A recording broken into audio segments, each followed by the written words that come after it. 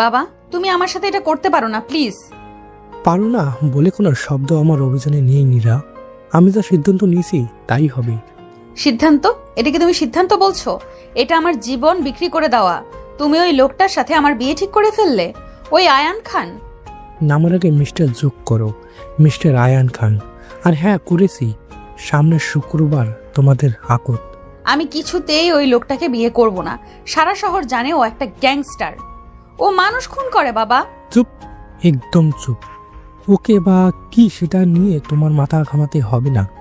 মুই এই শহরের সব থেকে ক্ষমতাধর মানুষ। এই বিয়েটা হলে আমাদের সব সমস্যার সমাধান হয়ে যাবে। আমাদের সমস্যা নাকি তোমার? তোমার করা ঋণের বোঝা আমি কেন বইব? মেয়ে হয়েছ, এইটুকু তো করতেই হবে। এখন যাও, রেডি হও। রেডি? কেন? আয়ান আসছে, তোমার সাথে ও আলাদা করে কথা বলতে চায়। আমি যাব না। আমি ওই খুনির সামনে। ঠাস গাল ফাটিয়ে একটা চর বসিয়ে দিলেন আফসার চৌধুরী।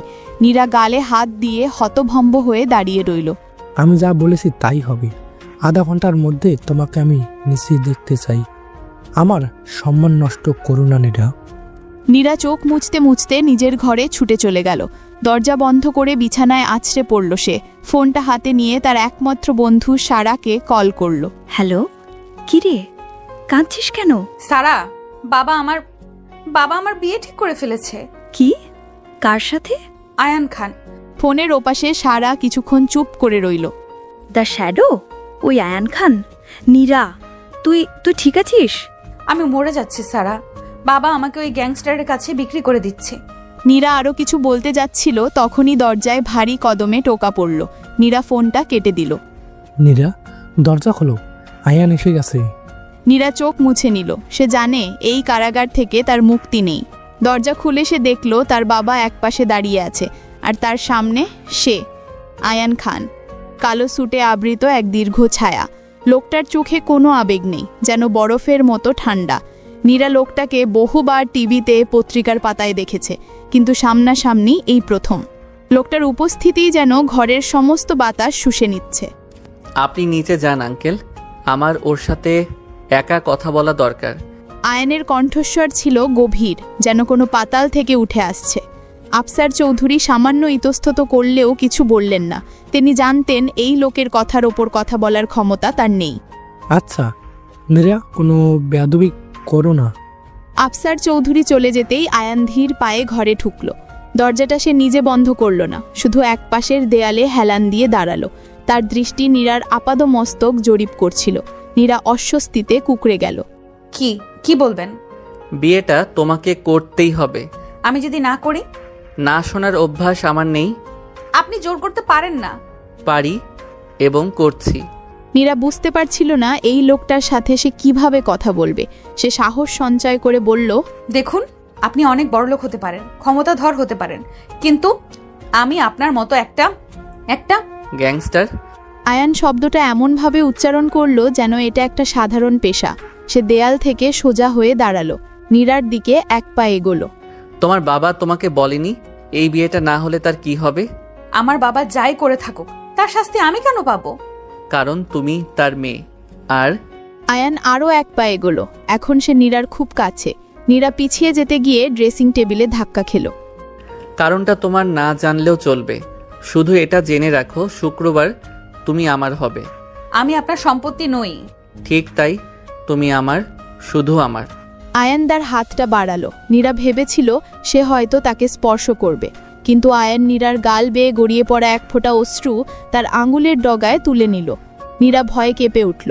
কান্না আমার পছন্দ না নীরা, বিশেষ করে আমার সামনে। চোখের জল মুছে ফেলো, এই কান্নার দিন শেষ।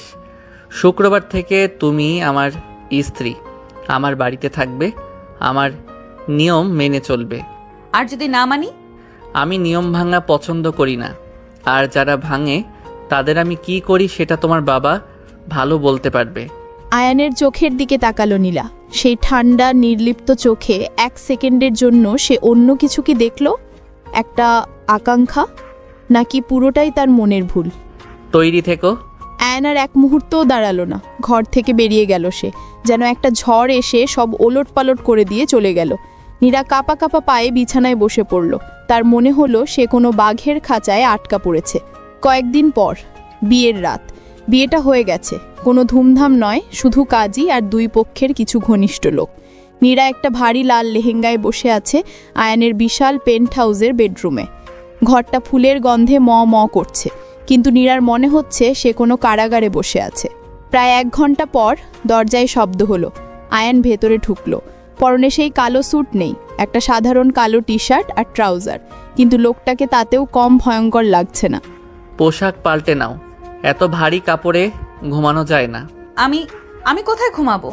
এটা আমার ঘর নীরা, স্বামী স্ত্রী এক ঘরেই ঘুমায়। আমি আপনার সাথে এক বিছানায়? তোমাকে আমার সাথে ঘুমাতে হবে, এটাই নিয়ম।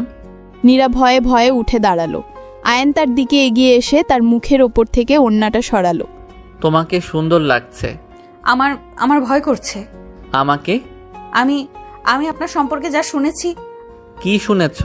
আপনি আমি যাই হই না কেন নীরা, এখন থেকে আমি তোমার স্বামী, আর আমার স্ত্রী আমার কাছেই থাকবে। আয়ান নীরার কাঁধে হাত রাখলো। নীরা পাথরের মতো শক্ত হয়ে গেল। যাও চেঞ্জ করে আসো, আমি বারান্দায় আছি। নীরা অবাক হলো। সে ভেবেছিল লোকটা হয়তো। নীরা দ্রুত ওয়াশরুমে চলে গেল। একটা সাধারণ সালোয়ার কামিজ পরে যখন সে বেরিয়ে এলো, দেখলো আয়ান বারান্দায় দাঁড়িয়ে বাইরে তাকিয়ে আছে। আমি আমি শুয়ে পড়ছি। আয়ান ঘরে ফিরে এলো। সে নীরার দিকে না তাকিয়ে বিছানার অন্য পাশে শুলো। লাইট অফ করে দাও। নীরা লাইট অফ করে বিছানায় শুলো। দুজনের মাঝে বিশাল ব্যবধান। নীরা ভয়ে পাশ ফিরতেও পারছিল না। মাঝরাতে নীরার হঠাৎ ঘুম ভেঙে গেল। সে অনুভব করল সে আয়নের বুকের উপর মাথা রেখে শুয়ে আছে, আর আয়নের একটা হাত শক্ত করে তার কোমর জড়িয়ে আছে। নীরা আজকে উঠে সরতে চাইল, কিন্তু পারল না। আয়নের ঘুমন্ত মুখটা চাঁদের আলোতে অদ্ভুত মায়াময় লাগছিল, কোনো নির্দয় গ্যাংস্টারের মতো নয়। ঘুমের ঘোরে আয়ান বলে, নীলু, যেও না। নীরা চমকে উঠল। নীলু? কেই নীলু? নীরা আর সরার চেষ্টা করল না। এক অদ্ভুত ঘোরের মধ্যে সে আবার ঘুমিয়ে পড়ল, এক খুনির বাহুবন্ধনে। নীরা ফিসফিস করে বলে, উফ। ভোরের আবছা আলো চোখে পড়তেই নীরা চোখ পিটপিট করে তাকালো, কিন্তু সে নড়তে পারল না। গত রাতের মতোই সে আবিষ্কার করল সে একটা পাথরের খাঁচায় বন্দি। আয়নের শক্ত বাহু তার কোমর এমনভাবে জড়িয়ে আছে যেন পালানোর কোনো পথ নেই। সে খুব সাবধানে আয়নের হাতটা সরাতে গেলেও তার স্পর্শে লোকটার ঘুম ভেঙে গেল, অথবা সে হয়তো ঘুমায়ইনি। আয়ন চোখ খুলল, সেই ঠান্ডা গভীর চোখ। এত তাড়াতাড়ি ওঠার অভ্যাস আমার নেই। আমাকে ছাড়ুন, আমি ওয়াশরুমে যাব। আমি তোমার স্বামী নীরা, আমার থেকে পালানোর চেষ্টা করো না। আমি পালাচ্ছি না। নীরা প্রায় চিৎকিয়ে উঠল। আয়ন কয়েক সেকেন্ড তার দিকে তাকিয়ে থাকলো। নীরার মনে হলো লোকটা তার আত্মাকেও স্ক্যান করে ফেলছে। তারপর কোনো কথা না বলে সে নীরাকে ছেড়ে দিয়ে বিছানা থেকে উঠে দাঁড়ালো। 8 ঘন্টার মধ্যে তৈরি হয়ে নিচে এসো, ব্রেকফাস্ট। আমার খিদে নেই। আমি তোমার মতামত চাইনি, আমি হুকুম দিয়েছি।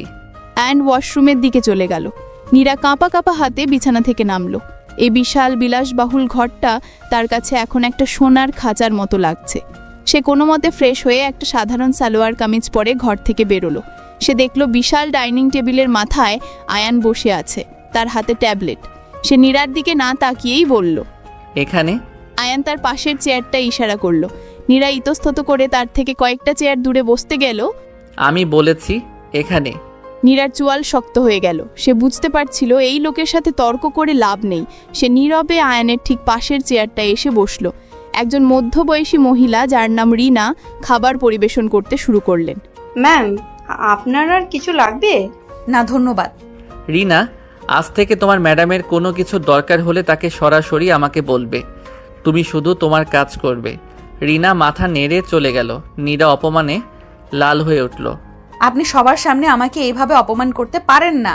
তুমি আমার স্ত্রী, আমার সম্মানই তোমার সম্মান, আর আমার অসম্মান হয় এমন কোনো কাজ আমি হতে দেই না।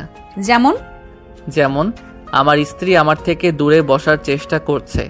নীরা খাবার মুখে দিতেও পারল না, তার গলা দিয়ে কিছুই নামছিল না। সে প্লেটটা সামান্য ঠেলে দিল। আমার খিদে নেই। ট্যাবলেট থেকে চোখ না সরিয়ে বলে, খিদের জন্য নয়, বেঁচে থাকার জন্য খাও, কারণ তোমাকে আমার অনেক দিন দরকার। কেন? আপনার কিসের দরকার আমাকে? আয়ান এবার ট্যাবলেটটা নামিয়ে রাখলো। সে পুরোপুরি নীরার দিকে ঘুরল। তার ঠান্ডা দৃষ্টি নীরার মুখ আঁকড়ে ধরল। আমার কিছু ব্যক্তিগত হিসাব মেলানোর বাকি আছে নীরা, আর সেই হিসাবের শেষ অঙ্কটা তোমার কাছে। আমি আপনার কোনো খেলার ঘুঁটি নই। তুমি ঘুঁটি নও, তুমি হচ্ছ এই খেলার রানী। কিন্তু মনে রেখো, এই দাবার ছকটা আমার। নীরা আর সহ্য করতে না পেরে উঠে দাঁড়ালো। আমি আমার বন্ধুর সাথে কথা বলতে চাই। সারা, অনুমতি নেই। আমি আপনার অনুমতি চাইনি। আমি আমার ফোনটা। নীরা কথা শেষ না করে দৌড়ে বেডরুমে ফিরে গেল। তার পার্স, তার ব্যাগ সব তছনছ করলো, কিন্তু তার ফোনটা নেই। আমার ফোনটা কোথায়? নীরা পাগলের মতো খুঁজতে লাগলো। আয়ান ধীর পায়ে ঘরে এসে ঢুকলো। সে পকেট থেকে নীরার ফোনটা বের করে তার সামনে ধরলো। নীরা সেটা নিতে যেতেই আয়ান হাতটা সরিয়ে নিল। তোমার পুরনো জীবনের সব কিছু শেষ নীরা। আপনি আমার ফোন নিতে পারেন না। আমি তোমার সব কিছুই নিতে পারি। আয়ান নীরার ফোনটা তার হাতের মধ্যেই পিষে ফেললো। তারপর সেটা ডাস্টবিনে ফেলে দিল। আপনি একটা জানোয়ার। এটা নাও। আয়ান টেবিলের ড্রয়ার থেকে একটা নতুন দামি ফোন বের করে নীরার দিকে ছুঁড়ে দিল। নীরা সেটা ক্যাচ ধরল। এটা তোমার নতুন ফোন? এটার আমার দরকার নেই। আছে, কারণ এটাতে শুধু 2টো নম্বর সেভ করা আছে, আমার আর তোমার বাবার। আমি বাবার সাথে কথা বলবো। বলো, তাকে জিজ্ঞেস করো। তার ঋণের প্রথম কিস্তিটা আমি মাফ করে দিয়েছি বিয়ের উপহার হিসেবে। নীরা ঘৃণায় ফোনটা আঁচড়ে ফেলতে চাইল, কিন্তু পারল না। এই মুহূর্তে এটাই তার বাইরের পৃথিবীর সাথে একমাত্র যোগসূত্র। কয়েক ঘন্টা পর নীরা সারাটা দুপুর পেন্ট হাউসে ঘুরে বেড়ালো। এটা একটা বিশাল জায়গা, বিলাসবহুল কিন্তু শূন্য। সে পালানোর পথ খুঁজছিল। মেইন রোডের কাছে যেতেই সে দেখল দরজার দুপাশে দুজন বিশাল দেহী লোক দাঁড়িয়ে আছে। সে আরেকটু এগোতেই একজন লোক তার পথ আগলে দাঁড়ালো। লোকটার নাম শান, আয়ানের ডান হাত। আমি কি বন্দি? আমি শুধু হুকুম তামিল করছি ম্যাম। নীরা হতাশ হয়ে ফিরে এলো। সে বুঝতে পারল এই সোনার খাঁচা থেকে তার মুক্তি নেই। সে বারান্দে এসে দাঁড়ালো। নিচে শহরের ব্যস্ততা, কিন্তু সে কত উঁচুতে, কত একা। সন্ধেবেলা আয়ান ফিরে এলো। নীরা তখনও বারান্দায় দাঁড়িয়েছিল। সারাটা দিন এভাবেই কাটালে? আমার আর কি করার আছে? আমার তো কোনো বন্ধু নেই, কোনো ফোন নেই, কোনো জীবন নেই। আমি তোমার জীবন নীরা। আয়ান নীরার পিছনে এসে দাঁড়ালো, এত কাছে যে নীরা তার শরীরের উত্তাপ অনুভব করতে পারছিল। আমার বাবাকে আপনি কি করেছেন? যা করলে তোমার বাবা তোমার সাথে এই ব্যবহার করার আগে 2বার ভাববে। মানে আফসার চৌধুরীর সাম্রাজ্য এখন আমার নিয়ন্ত্রণে। তোমার বাবা এখন আমার হাতের পুতুল। নীরা ঘুরে দাঁড়ালো, তার চোখে জল। আপনি আমার বাবার সব কেড়ে নিলেন। সে তো তোমাকে আমার হাতে তুলে দিয়েছে, তাই না? এটা একটা বিনিময়। আমি এই বিনিময় মানি না। নীরা আয়ানকে পাশ কাটিয়ে চলে যেতে চাইল, কিন্তু আয়ান তার হাত ধরে ফেলল। এক টানে সে নীরাকে নিজের বুকের সাথে চেপে ধরল। ছাড়ুন। না।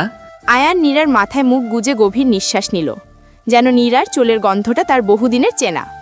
লোকটার স্পর্শে ভয়ে জমে যাচ্ছিল, কিন্তু একই সাথে তার হৃৎপিণ্ড পাগলের মতো লাফাচ্ছিল। তুমি একটু বদলাওনি। কি বলছেন আপনি?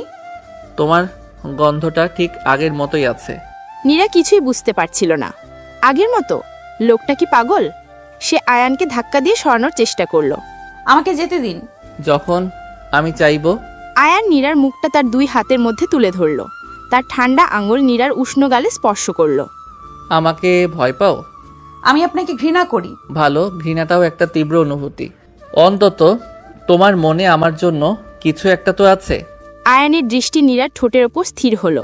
নীরা ভয় চোখ বন্ধ করে ফেলল। সে ভাবল এই বুঝি লোকটা, কিন্তু আয়ান তাকে চুমু খেল না। সে নীরার কপালে তার কপাল ঠেকিয়ে রাখল। আমার স্পর্শে অভ্যস্ত হয়ে যাও নীরা, কারণ এই খাঁচা থেকে তোমার আর মুক্তি নেই। তুমি আমার। আয়ান নীরাকে ছেড়ে দিল। নীরা কাঁপতে কাঁপতে সোফায় বসে পড়ল। আয়ান তার দিকে আর না তাকিয়ে নিজের স্টাডির দিকে চলে গেল। গভীর রাত। আয়ান তার স্টাডিতে বসেছিল। ঘরটা অন্ধকার। টেবিল ল্যাম্পের আলোয় তার মুখটা আরো কঠিন দেখাচ্ছিল। সে তার ডান হাত শানের সাথে কথা বলছিল। খবর কি শান? বস, আফসার সাহেব খুব ঘাবড়ে গেছেন। উনি আজ জুবাইরের সাথে দেখা করার চেষ্টা করেছিলেন। জুবাইর? তার মানে ইঁদুর গর্ত থেকে বের হচ্ছে? হ্যাঁ বস, মনে হচ্ছে আপনার পরিবারের উপর পুরনো আক্রমণের ফাইলটা আবার খুলতে হবে। আফসার চৌধুরী ওই ঘটনার একজন প্রত্যক্ষদর্শী ছিলেন। প্রত্যক্ষদর্শী? ও শুধু প্রত্যক্ষদর্শী নয় শান, ও ওই খেলার একটা বড় অংশ ছিল। বস, আপনি কি নিশ্চিত? আমি নিশ্চিত। আফসার চৌধুরী আমার বাবার পার্টনার ছিল। ও জুবাইরের সাথে হাত মিলিয়েছিল আমার বাবাকে সরাতে। ও ভেবেছিল জুবাইর ওকে বাঁচিয়ে রাখবে, কিন্তু ও জানে না ও যার মেয়েকে আমার হাতে তুলে দিয়েছে সেই মেয়েটাই ওর ধ্বংসের কারণ হবে। ম্যাম, মানে দিনা ম্যাম কি কিছু জানে? না, ও কিছু জানে না। ওই অ্যাটাকে ওর মা মারা গিয়েছিল, আর সেই শকে ও ওই দিনের সব স্মৃতি হারিয়ে ফেলেছে। ও জানেও না ওর বাবা কত বড় শয়তান। এখন কি করতে হবে? আফসারের ওপর নজর রাখো, ওকে জুবাইর পর্যন্ত পৌঁছাতে দাও। আমি দুজনকে একসাথেই শেষ করব। শান চলে গেল। আয়ান ড্রয়ার খুলে একটা ছোট ল্যামিনেট করা ছবি বের করলো। একটা পুরনো ছবি, দুটো ছোট বাচ্চা কাঁধে কাঁধ মিলিয়ে হাসছে। তোমাকে খুঁজে বের করতে আমার অনেক সময় লাগলো নীলু, কিন্তু আমি তোমাকে পেয়েছি। আমি জানি না তোমার বাবা কেন আমাদের সাথে এমন করলো, কিন্তু আমি কথা দিচ্ছি, যারা আমাদের শৈশব কেড়ে নিয়েছে আমি তাদের সব কিছু কেড়ে নেব, সব কিছু। আয়ন ছবিটা বুকের কাছে চেপে ধরল। বাইরে সে দ্য শ্যাডো, কিন্তু এই অন্ধকার ঘরে সে শুধু একটা প্রতিশোধের আগুনে জ্বলতে থাকা আহত প্রেমিক। আমি এইভাবে আর কতদিন থাকবো? সকালের নাস্তা শেষ। আয়ান নীরার প্লেটের দিকে তাকালো, যেটা প্রায় অস্পর্শিতই রয়ে গেছে। গত 1 সপ্তাহ ধরে এটাই জ্বলছে। নীরা এই পেন্ট হাউসের বিলাসবাহুল কারাগারে বন্দি। ট্যাবলেট থেকে চোখ না সরিয়েই বলে, যতক্ষণ না তুমি আমার নিয়মগুলো মেনে নিতে শিখছো। নিয়ম? এগুলো নিয়ম নয়, এগুলো অত্যাচার। আপনি আমাকে আমার বাবার সাথেও ঠিক করে কথা বলতে দেন না। নীরা গতকাল তার বাবাকে ফোন করেছিল। আয়ান ঠিক তার পাশেই দাঁড়িয়েছিল স্পিকার ফোনে। আফসার চৌধুরীর কণ্ঠস্বর ছিল ভয়ে কাঁপা। তিনি নীরাকে শুধু মানিয়ে নিতে বললেন। নীরা বুঝতে পেরেছিল তার বাবাও এই লোকটার হাতে বন্দী। আজ রাতে আমার সাথে তুমি একটা গালায় যাচ্ছ। কি? শহরের সব বড় ব্যবসায়ীরা আসবে আমার স্ত্রীর সাথে তাদের পরিচয় করিয়ে দেওয়ার, এটাই সেরা সময়। আমি যাব না। আমি আপনার সাথে কোথাও যাব না। আমাকে সবার সামনে পুতুলের মতো সাজিয়ে নিয়ে যাওয়ার কোনো অধিকার আপনার নেই। অধিকার আমার আছে নীরা, কারণ তোমার প্রতিটি নিঃশ্বাসের দাম এখন আমি দিচ্ছি। আপনি? রিনা। আয়নের ডাকে সেই মধ্যবয়সী মহিলা রিনা ছুটে এলো। ম্যাডামের জন্য যা যা দরকার সব বেডরুমে পাঠানো হয়েছে। সন্ধ্যা 7টার মধ্যে ওকে তৈরি চাই, কোনো ভুল যেন না হয়। জি স্যার। আমি যাব না বলেছি তো। তুমি যদি না যাও নীরা, তাহলে হয়তো কাল সকালে তুমি তোমার বাবাকে আর খুঁজে পাবে না। আয়নের কণ্ঠস্বর বরফের মতো ঠান্ডা ছিল। নীরা বুঝতে পারল এটা কোনো ফাঁকা হুমকি নয়। এই লোকটা যা বলে তাই করে। সে রাগে অপমানে ঘৃণায় কাঁপতে কাঁপতে নিজের ঘরে চলে গেল। সন্ধ্যাবেলা বেডরুমের বিছানার ওপর একটা গাঢ় নীল রঙের গাউন রাখা আছে, তার সাথে হীরের একটা নেকলেস বক্স।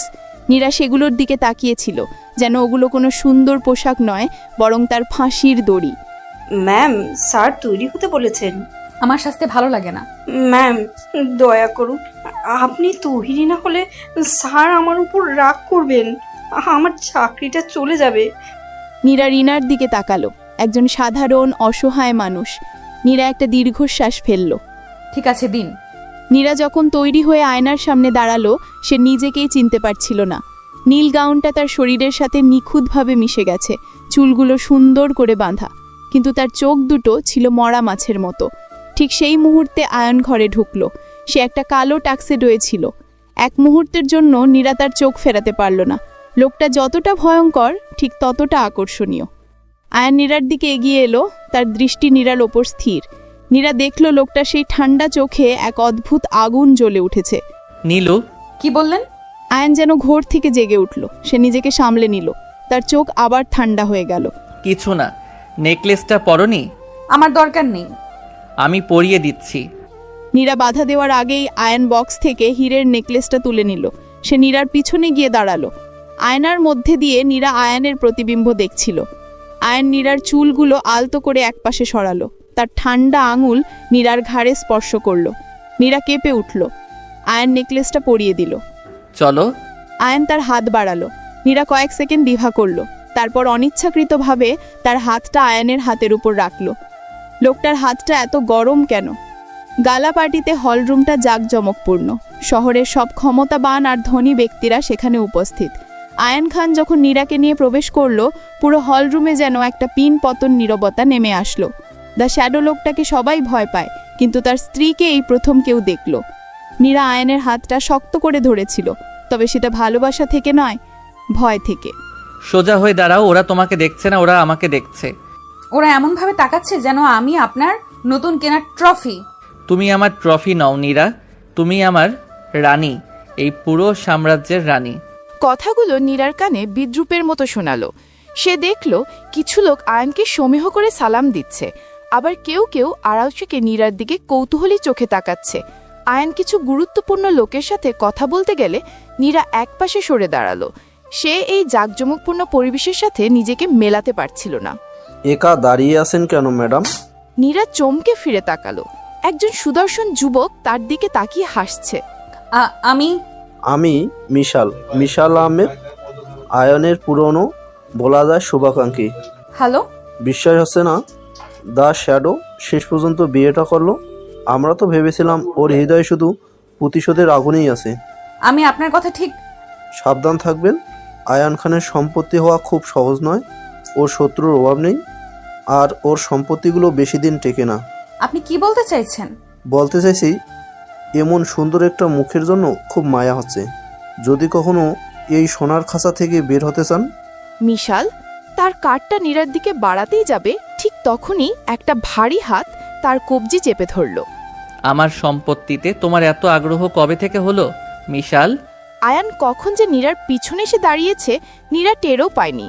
মিশাল আয়ানকে দেখে ফ্যাকাশে হয়ে গেল। আয়ান, আমি তো শুধু তোমার স্ত্রীর সাথে পরিচিত হচ্ছিলাম। আমার স্ত্রীর সাথে পরিচিত হওয়ার জন্য আমার অনুমতির দরকার হয়? আয়ান মিশালের কবজি এমন জোরে চেপে ধরেছিল যে লোকটার মুখ ব্যথায় বিকৃত হয়ে গেল।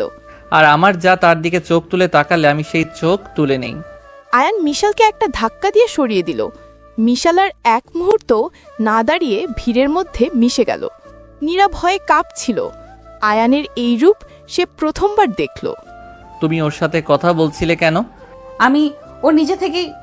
আমার অনুমতি ছাড়া তুমি কারোর সাথে কথা বলবে না। আপনি সবার সামনে সিন ক্রিয়েট করছেন আয়ান। সিন? তুমি এখনো কিছুই দেখোনি নীরা। ঠিক সেই মুহূর্তে মিউজিক শুরু হলো। আয়ান নীরার হাত ধরে একটানে তাকে ডান্স ফ্লোরের দিকে নিয়ে গেল। ছাড়ুন, আমি নাচবো না। তুমি তাই করবে যা আমি বলবো। আয়ান নীরাকে ডান্স ফ্লোরের মাঝে নিয়ে এলো। একটা হাত দিয়ে সে নীরার কোমর জড়িয়ে ধরল, অন্য হাত দিয়ে তার হাতটা চেপে ধরল। নীরা বাধা দিতে পারল না। তাদের চারপাশে সবাই তাদের দেখছিল। প্লিজ আমাকে যেতে দিন, সবাই দেখছে। দেখতে দাও, ওদের জানা দরকার তুমি কার। আয়ান নীরাকে নিজের আরও কাছে টেনে নিল, এত কাছে যে নীরার শরীর আয়ানের শরীরের সাথে মিশে গেল। নীরা তার বুকের ভেতরে আয়ানের হৃৎপিণ্ডের ধুকফুকানি শুনতে পাচ্ছিল। আপনি আমাকে কষ্ট দিচ্ছেন। তোমাকে কষ্ট দেওয়ার অধিকার শুধু আমার, আর কারো নয়। ওই মিশাল ওর থেকে 100 হাত দূরে থাকবে। কেন? আপনি ওকে ভয় পান? ভয়? নীরা, আমি ভয় পাই না, আমি শুধু রেগে যাই। আর আমি রেগে গেলে কি হয় সেটা তুমি দেখতে চাইবে না? আয়ান নীরাকে ঘোরালো। নীরা টাল সামলাতে না পেরে আয়ানের বুকে আছড়ে পড়ল। আয়ান তাকে শক্ত করে ধরে রাখল। আমার থেকে পালানোর চেষ্টা করো না। যত দূরে যাবে তত জোরে আমি তোমাকে টেনে আনবো। আপনি একটা দানব। আমি তোমার দানব, শুধু তোমার। নীরা আয়ানের চোখের দিকে তাকালো। সে আগুনে সে পুড়ে যাচ্ছিল। সে ঘৃণা করতে চেয়েছিল, কিন্তু এই তীব্র অধিকারবোধ, এই উগ্র পজেসিভনেস তার শরীরকে অবশ করে দিচ্ছিল। পেন্ট হাউসে ফিরে ঘরে ঢুকেই নীরা তার গলার নেকলেসটা খুলে ছুঁড়ে মারল। সবটা নাটক ছিল, তাই না? আমাকে সবার সামনে আপনি ট্রফি হিসাবে দেখানোর জন্য নিয়ে গিয়েছিলেন। চুপ। আয়ান তার টাক্সেডোর বোতাম খুলতে খুলতে নীরার দিকে এগোলো। না, আজ আপনি চুপ থাকবেন। আপনি কি চান আমার কাছে? কেন আমাকে এভাবে তিলে তিলে মারছেন? আমি তোমাকে মারছি না নীরা, আমি তোমাকে বাঁচাচ্ছি। ওই মিশাল লোকটা কে? কেন আপনি ওকে ভয় দেখালেন? তুমি সত্যি খুব সরল নীরা। আমি আপনার কোনো রহস্যের সমাধান করতে চাই না, আমি মুক্তি চাই। মুক্তি? আয়ান এক ঝটকায় নীরাকে ধরে দেয়ালের সাথে চেপে ধরল। তার দু হাত নীরার দুপাশে দেয়ালে রাখল। পালানোর সব পথ বন্ধ। মুক্তি পাবে? সব হিসাব শেষ হলে মুক্তি পাবে। কিসের হিসাব? তুমি সত্যি কিছু মনে করতে পারছো না? কি মনে করব? আমি আপনাকে চিনি না। সত্যি চেনো না? আয়ানের কণ্ঠস্বর হঠাৎ করে যেন বদলে গেল। সেই ঠান্ডা ভাবটা নেই, বরং তাতে এক অদ্ভুত যন্ত্রণা। আমি শুধু জানি আপনি একটা গ্যাংস্টার যে আমার জীবনটা নরক বানিয়ে দিয়েছে। নরক? আয়ানের চোখ দুটো জ্বলছিল। সে তার সব নিয়ন্ত্রণ হারিয়ে ফেলছিল। সে নীরার মুখের দিকে ঝুঁকল। নীরা ভয়ে চোখ বন্ধ করে ফেলল। আয়ান তার ঠোঁট দিয়ে নীরার ঠোঁট স্পর্শ করল, প্রথমে আলতো করে, যেন সে কিছু একটা পরখ করে দেখছে। নীরা জমে গেছিল। সে বাধা দিতে চেয়েছিল, কিন্তু তার শরীর যেন অবশ হয়ে গেছে। আয়ান এবার আরও গভীর হলো। এটা কোনো মিষ্টি চুমো ছিল না, এটা ছিল রাগ, যন্ত্রণা, অধিকার আর বহু বছরের জমানো এক তীব্র আকাঙ্ক্ষার বহিঃপ্রকাশ। নীরা কেঁপে উঠল। আয়ান যখন তাকে ছাড়ল, দুজনই হাঁপাচ্ছিল। নীরা হতভম্ব হয়ে আয়ানের দিকে তাকিয়েছিল। আপনি তুমি আমার নীরা, শুধু আমার। আয়ান নীরার গালে হাত রাখল, তার বুড়ো আঙ্গুল নীরার ঠোঁট স্পর্শ করল। তোমার স্বাদটাও বদলায়নি নীলু। কি কি বললেন? নীরা চোখ বড় বড় হয়ে গেল। আপনি আপনি আমাকে কি বলে ডাকলেন? আয়ান যেন সম্বিত ফিরে পেল। সে বুঝতে পারল সে তার সবচেয়ে বড় গোপন কথাটা বলে ফেলেছে। তার দ্য শ্যাডোর মুখোশটা এক মুহূর্তের জন্য হলেও খসে পড়েছে। কে কে নীলু? নীরার গলার স্বর কাপা কিন্তু তীব্র। সে আয়ানের দিকে তাকিয়ে আছে, যে লোকটা এক মুহূর্তের জন্য তার সমস্ত দুনিয়া কাঁপিয়ে দিয়েছে। আয়ান তার কাছ থেকে এক পা পেছিয়ে গেল। তার চোখ দুটোয় যে অদ্ভুত যন্ত্রণা নীরা এক সেকেন্ডের জন্য দেখেছিল তা মুহূর্তেই অদৃশ্য হয়ে গেল। তার জায়গায় ফিরে এলো সে বরফ শীতল অগম্য ছায়া। তুমি কি শুনেছো? সেটা জরুরি নয়। জরুরি? আপনি আপনি আমাকে অন্য কারো নামে ডেকেছেন? কে সে? বলুন আমাকে। আমার অতীত সম্পর্কে তোমার আগ্রহ থাকা উচিত নয় নীরা। কেন? কারণ আমি আপনার বর্তমান, আপনার খেলার পুতুল। আয়ান কোনো জবাব দিল না। সে নীরার থেকে চোখ ফিরিয়ে ঘরের অন্য দিকে চলে গেল। সে একটা সিগারেট ধরালো। যদিও এই পেন্ট হাউসে তাকে আগে কখনো ধূমপান করতে দেখেনি নীরা। জবাব দিন আয়ান, কে এই নীলু? সে কি দেখতে আমার মতো, নাকি আমি তার মতো দেখতে বলে আপনি আমাকে বিয়ে করেছেন? চুপ। না, আজ আমি চুপ করব না, আপনি আমাকে উত্তর না দেওয়া পর্যন্ত। নীরা কথা শেষ করার আগেই আয়ান অবিশ্বাস্য দ্রুত গতিতে তার কাছে ফিরে এলো। সে সিগারেটে একটা লম্বা টান দিয়ে ধোঁয়াটা নীরার মুখের ওপর ছাড়ল। নীরার দম বন্ধ হয়ে আসতে চাইল। আমি বলেছিলাম আমার নিয়ম ভাঙবে না। আয়ান এক হাতে নীরার দুটো হাত চেপে ধরে দেয়ালের সাথে চেপে ধরল। অন্য হাতে সে জ্বলন্ত সিগারেটটা ধরে রাখল নীরার গালের খুব কাছে। আপনি আপনি আমাকে পুড়িয়ে দেবেন? পুড়িয়ে তো তুমি গেছো নীরা, যেদিন আমার নামে কবুল বলেছিলে। আমি বলিনি, আমাকে বাধ্য করা হয়েছিল। তাতে কিছু আসে যায় না। তুমি এখন আমার, আর নীলু একটা মরা নাম, একটা অতীত। সেই অতীত খুঁড়তে গেলে তুমি নিজেই জীবন্ত কবর হয়ে যাবে। আয়ান আঙ্গুলগুলো নীরার গাল চেপে ধরল, তাকে নিজের দিকে তাকাতে বাধ্য করল। আমার দিকে তাকাও। না। তাকাও। নীরা অনিচ্ছা সত্ত্বেও চোখ খুলল। সে লোকটা চোখে গভীরে সে আগুনটা দেখল। এই নাম তুমি আর কখনো আমার সামনে উচ্চারণ করবে না, বুঝেছো? আমি বুঝেছো? হ্যাঁ। আয়ান এক ঝটকায় তাকে ছেড়ে দিল। সে নিজের টাইট হয়ে থাকা মুঠিটা খুলল। নীরা দেখল লোকটা রাগে কাঁপছে। আমার স্টাডিতে এসো না। আয়ান ঘর থেকে বেরিয়ে গেল, দরজাটা সশব্দে বন্ধ করে। নীরা ধপ করে মেঝেতে বসে পড়ল। নীলু, এই নামটা একটা চাবি, সে জানে, কিন্তু কিসের চাবি? পরদিন সকালে নীরা সারা রাত ঘুমায়নি। আয়ান ঘরে ফেরেনি। সকালে রিনা যখন নাস্তা নিয়ে এলো, নীরা তাকে থামালো। রিনা আন্টি, একটা কথা জিজ্ঞাসা করতে পারি? স্যার বারণ করেছেন। স্যার এখানে নেই, প্লিজ। নীলু নামে আপনি কাউকে চেনেন? নামটা শোনার সাথে সাথে রিনার হাত থেকে ট্রেটা প্রায় পড়েই যাচ্ছিল। সে কোনো মতে সেটা সামলে নিল। তার মুখটা ফ্যাকাশে হয়ে গেল। ম্যাম, এই নাম আপনি কোথায় পেলেন? তার মানে আপনি চেনেন? কে এসে? ম্যাম প্লিজ, স্যার জানতে পারলে আমার। আপনার কিছু হবে না, শুধু বলুন সে কে। আমি জানি না, কিন্তু স্যার যখন ছোট ছিলেন তখন মাঝে মাঝে এই নামটা। রিনার কিছুই বলার আগেই দরজায় শানের বলা শোনা গেল। রিনা, স্যার তোমাকে নিচে রাখছেন। রিনা ভয়ে কেঁপে কেঁপে ঘর থেকে বেরিয়ে গেল। নীরা বুঝতে পারল এই বাড়ির সবাই কিছু না কিছু জানে, কিন্তু সবাই আয়ানকে জমের মতো ভয় পায়। নীরা তার নতুন ফোনটা হাতে নিল। সেভ করা দুটো নম্বরের একটাতে সে কল করলো। হ্যালো নীরা, মা তুই তুই ভালো আছিস? আমি কেমন আছি সেটা জরুরি না বাবা, আমি তোমাকে একটা প্রশ্ন করব। কি কি প্রশ্ন? নীলু কে? ফোনের ওপাশে পিন পতন নীরবতা। নীরার মনে হলো তার বাবা যেন নিঃশ্বাস নেওয়া বন্ধ করে দিয়েছেন। তুই তুই এই নাম কোথায় পেলি? আয়ান আয়ান আমাকে এই নামে ডেকেছে। সর্বনাশ। নীরা শোন, আমার কথা শোন, এই নাম তুই আর কখনো মুখে আনবি না। আয়নের সামনে তো নই। কেন বাবা, কে এই নীলু? সত্যিটা বলো, আমার সাথে এর কি সম্পর্ক? এটা তোর ছোটবেলার ডাক নাম ছিল। তোর মা তোকে আদর করে ডাকতো। মিথ্যে কথা, আমার মা আমাকে অন্য নামে ডাকতো। আমার নাম মনে আছে। নীরা প্লিজ, তুই যদি ভালো চাস এই ব্যাপারটা এখানেই ভুলে যা। আয়ানজান জানতে না পারে তুই আমাকে এটা জিজ্ঞেস করেছিস। বাবা, আফসার চৌধুরী ফোনটা কেটে দিলেন। নীরা হতবম্ব হয়ে বসে রইল। তার বাবা ভয় পেয়েছে, খুব ভয় পেয়েছে। তার মানে নীলু শুধু আয়ানের অতীত নয়, তার বাবাও এই নামের সাথে জড়িত। ঠিক সেই মুহূর্তে আয়ানের স্টাডিতে একটা ল্যাপটপের স্ক্রিনে নীরার সম্পূর্ণ কলটি রেকর্ড হলো এবং অডিও ফাইলটি ট্রান্সক্রাইবড হলো। আয়ান সেটার দিকে তাকিয়েছিল। তার ঠোঁটে কোনো হাসি ছিল না। সন্ধ্যাবেলা যখন নীরা ঘর থেকে বেরোলো, দেখলো আয়ান লিভিং রুমের সোফায় বসে আছে। তার সামনে কাচের গ্লাসে কোনো পানীয়। বাবার সাথে কথা হলো? নীরা জমে গেল। সে ভাবতেও পারেনি আয়ান এত দ্রুত জেনে যাবে। আমি তোমাকে অনুমতি দিয়েছিলাম বাবার সাথে কথা বলার, নীরা। আমার পিঠ পিছনে গোয়েন্দাগিরি করার জন্য নয়। তুমি শুধু সেই কাজটাই করেছো যেটা আমি তোমাকে বারণ করেছিলাম।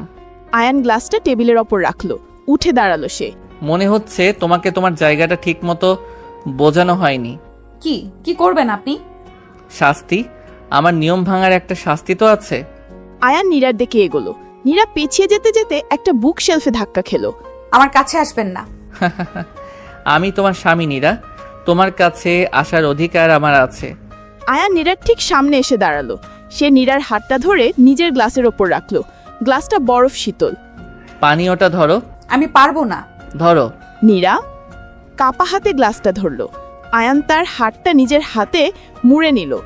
এখন আমাকে খাওয়াও। কি? খাওয়াও। আপনি পাগল হয়ে গেছেন। অনেক আগেই। আয়ান নীরার হাতটা ধরে গ্লাসটা তার নিজের ঠোঁটের কাছে নিয়ে এলো। সে নীরার চোখের দিকে তাকিয়ে এক চুমুক পান করলো। নীরার হাত কাঁপছিল। ভালো, খুব ভালো। নীরা আয়ান গ্লাসটা তার হাত থেকে নিয়ে নিল। এখন ঘরে চলো। কেন? আমার স্ত্রী আমার জন্য তৈরি হবে, আমি দেখব। মানে আজ রাতে তুমি আমার জন্য সাজবে আর আমি তোমাকে সাহায্য করব। নীরার সিদ্ধারা দিয়ে একটা ঠান্ডা স্রোত বয়ে যাচ্ছিল। লোকটার মাথায় কি চলছে? বেডরুমে আয়ান তার আলমারি খুলে একটা কালো সিল্কের ড্রেস বের করলো। এটা প্রায় স্বচ্ছ। এটা আমি এটা পারবো না। এটা তুমি পরবে আমার সামনে এখনই। না প্লিজ। নীরা, আমার ধৈর্য পরীক্ষা করো না। নীরা চোখে জল এসে গেল। সে বুঝতে পারছিল এই লোকটার কাছে তার কোনো সম্মান নেই। সে কাপা হাতে নিজের সালোয়ার কামিজটা খুলতে শুরু করলো। আয়ান সোফায় বসে তাকে দেখছিল। তার দৃষ্টিতে কোনো কামুকতা ছিল না, ছিল ঠান্ডা হিসেবি বালিকানা। নীরা যখন শুধু তার ইনারওয়্যারে দাঁড়িয়ে কাঁপছিল, আয়ান উঠে দাঁড়ালো। সে ড্রেসটা নিয়ে নীরার কাছে এলো। ঘোরো। নীরা যান্ত্রিকভাবে ঘুরে দাঁড়ালো। আয়ান ড্রেসটা তার উপর রাখলো।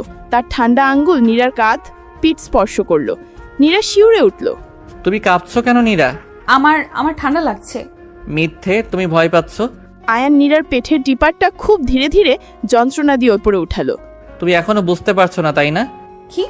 তুমি যত আমার থেকে পালানোর চেষ্টা করবে, যত সত্য খোঁজার চেষ্টা করবে, তুমি তত বেশি আমার জালে জড়িয়ে পড়বে।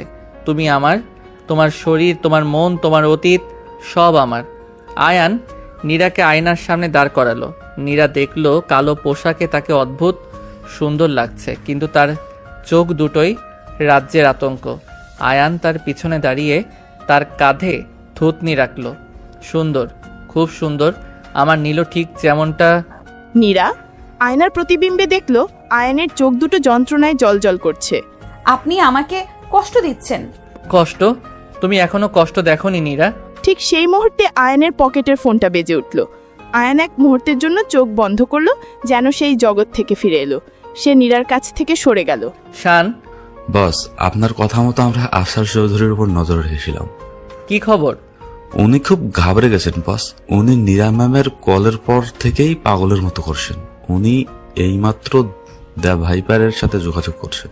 আয়ানের ঠোঁটে একটা সূক্ষ্ম হিংস্র হাসি ফুটে উঠল। সে বারান্দায় চলে গেল। ভালো, খুব ভালো।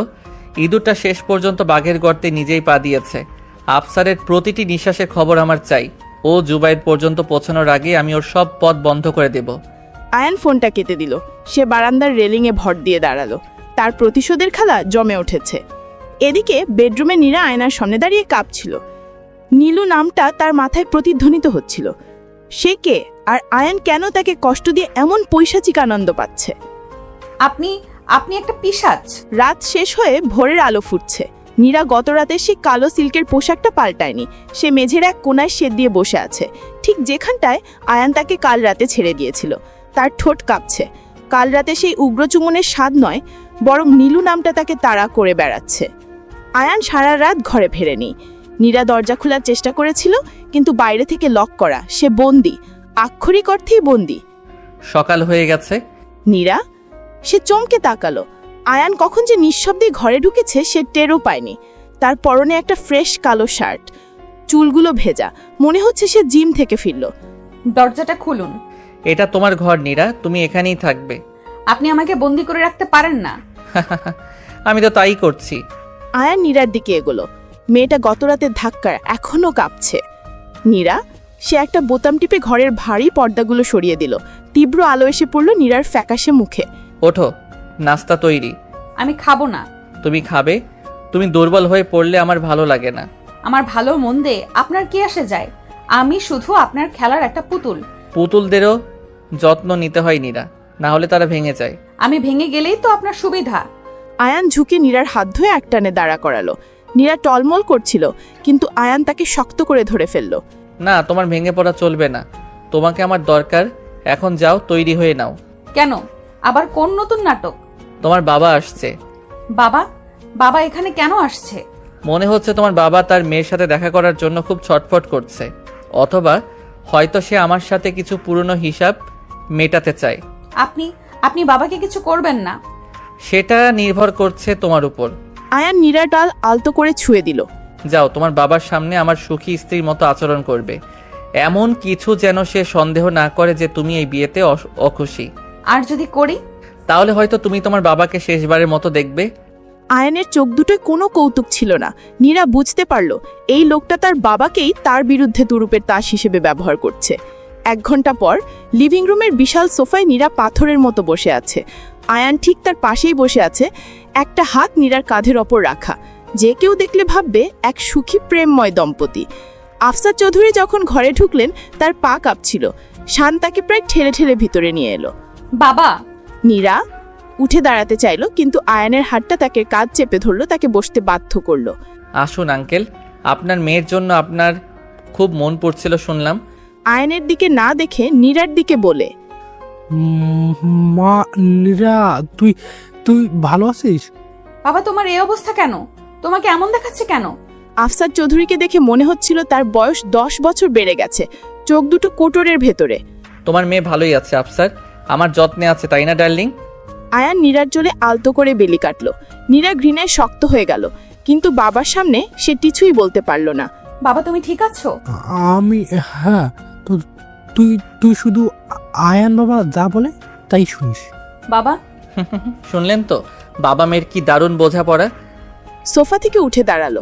সে আফসার চৌধুরীর সামনে গিয়ে দাঁড়ালো। তা জুবাইরের সাথে যোগাযোগ হলো আপনার? নামটা শোনার সাথে সাথে আফসার চৌধুরী ভয়ে 2 কদম পিছিয়ে গেলেন। না না, আমি চিনি না। কাকে বলছেন? চেনেন না? কি আশ্চর্য! অথচ আমার লোকরা দেখলো আপনি গত পরশু রাতেও তার ডেরায় ঢোকার চেষ্টা করছিলেন। ওগুলো মিথ্যা কথা। আমি মিথ্যে? আয়ানের এক চিৎকারে পুরো ঘরটা কেঁপে উঠল। নীরা ভয়ে সোফার হাতল চেপে ধরল। আপনি ভাবলেন কি করে আফসার চৌধুরী আপনি আমার শ্বশুরের চেয়ারে বসে আছেন বলে আমি আপনাকে ছেড়ে দেব? আয়ান বাবা, বিশ্বাস করো, আমি আফসারের কলার চেপে ধরে। বিশ্বাস? বিশ্বাস শব্দটা আপনার মুখে মানায় না। আপনি আমার সাথে পার্টনারশিপে ছিলেন, আবার জুবাইরের সাথেও হাত মিলিয়েছিলেন। আমি জুবাইরকে ভয় পেতাম। ও আপনাকে ভয় দেখায়নি, ও আপনাকে লোভ দেখিয়েছিল, আমার বাবার সাম্রাজ্যের লোভ। নীরা কিছুই বুঝতে পারছিল না। বাবার সাম্রাজ্য? জুবায়ের? কিসের সাম্রাজ্য? বাবা কি সব বলছে? আয়ান আফসারের কলার ছেড়ে দিল। সে নীরার দিকে ফিরল। তোমার বাবাকে জিজ্ঞেস করো 19 বছর আগে ঠিক কি হয়েছিল।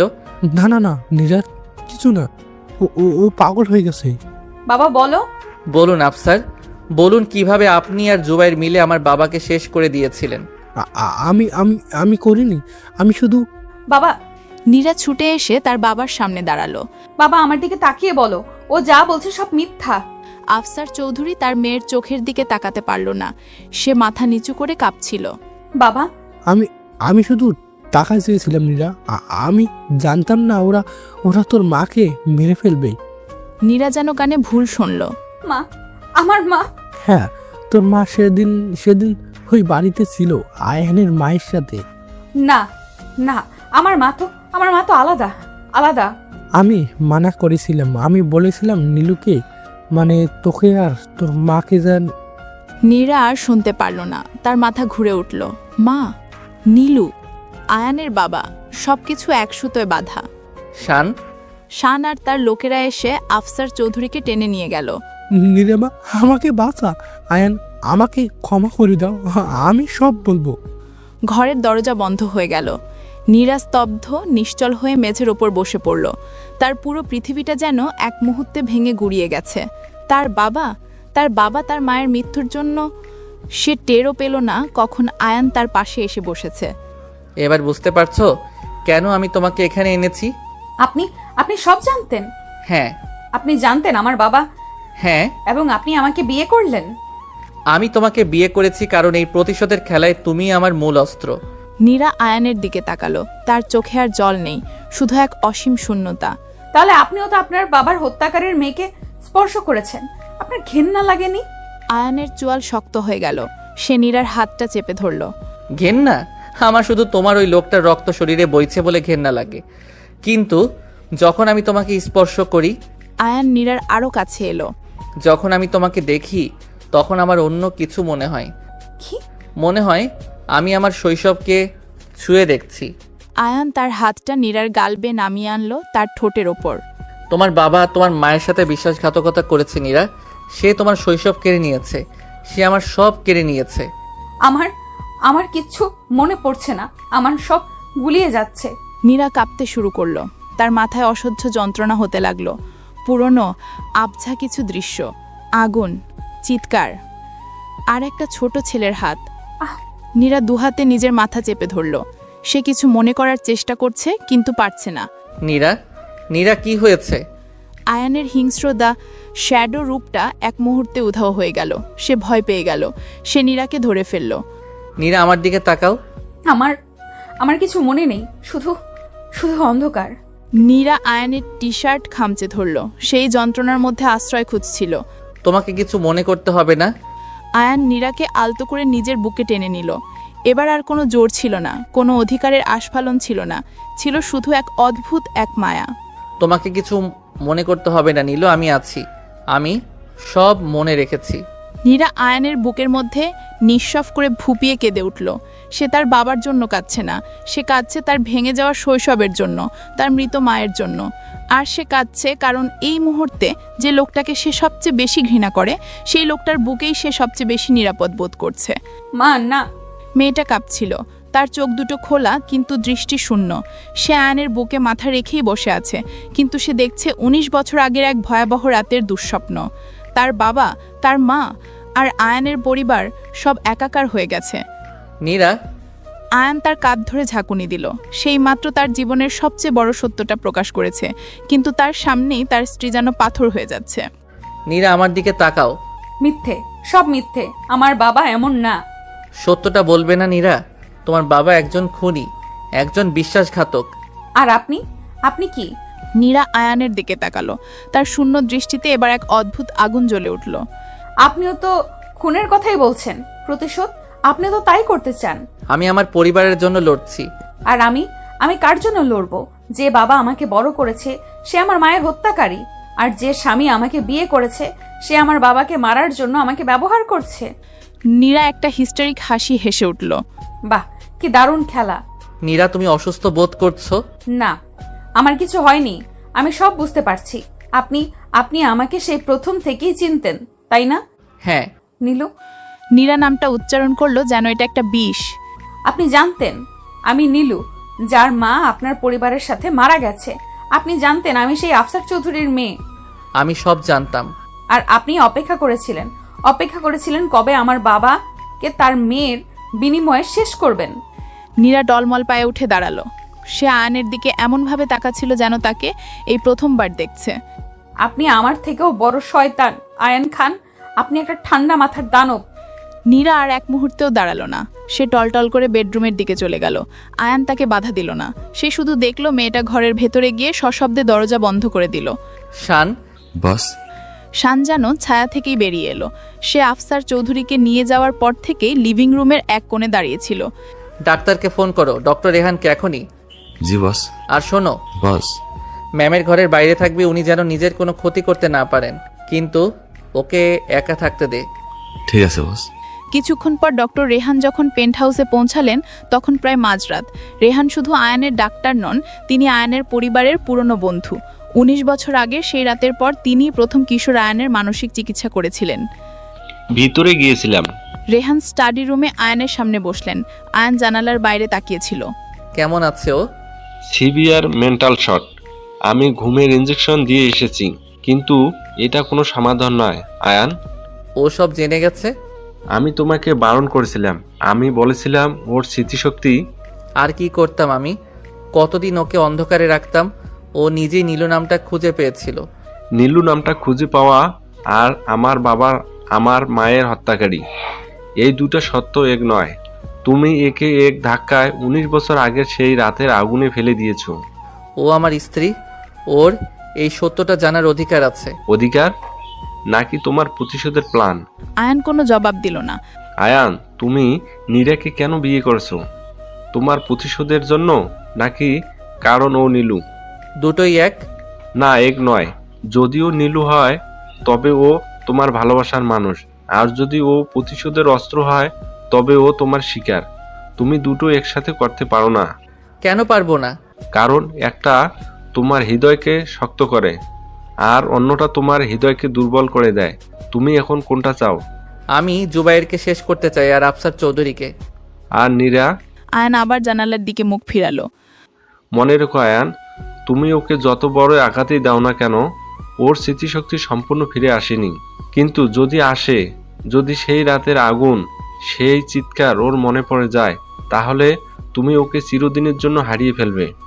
ও হয়তো আর কখনোই স্বাভাবিক জীবনে ফিরতে পারবে না। আমি ওকে মরতে দেব না। বেঁচে থাকা আর স্বাভাবিক থাকা এক জিনিস নয়। আমি চলি, কাল সকালে আবার আসব। ওকে কিছু খেতে বাধ্য করো। পরদিন সকালে আয়ান সারা রাতে স্টাডিতেই ছিল। সকালে সে নীরার ঘরে ঢুকলো। ইনজেকশনের ঘরে নীরা এখনো ঘুমাচ্ছে। তার মুখটা ফ্যাকাশে, চোখের নিচে কালি। ঘুমের মধ্যেও সে যেন কষ্ট পাচ্ছে। আয়ান নীরার পাশে বিছানায় বসলো। সে আলতো করে নীরার চুল সরালো। কেন তুমি আমার প্ল্যানে এভাবে চলে এলে নীলু? কেন তুমি আফসার চৌধুরীর মেয়ে হলে? আয়ান নীরার গালের কাছে মুখ নিয়ে গেল। সে তার নিঃশ্বাসের শব্দ শুনছিল। আমি তোমাকে ঘৃণা করতে চেয়েছিলাম নীরা, খুব চেয়েছিলাম, কিন্তু আমি পারছি না। আয়ান উঠে দাঁড়ালো। তার দ্য শ্যাডোর সত্তাটি তাকে মনে করিয়ে দিচ্ছিল এখানে দুর্বলতার কোনো স্থান নেই। সে রিনাকে ডেকে নীরার জন্য স্যুপ আনতে বলল।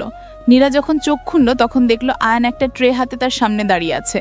চলে যান, তোমাকে এটা খেতে হবে। আপনার হাতে আমি বিষও খাবো না। আয়ান কোনো কথা না বলে ট্রেটা পাশে রাখলো। সে বাটিটা হাতে নিল। আমি তোমাকে দুবার বলবো না নীরা? আমাকে মেরে ফেলুন প্লিজ।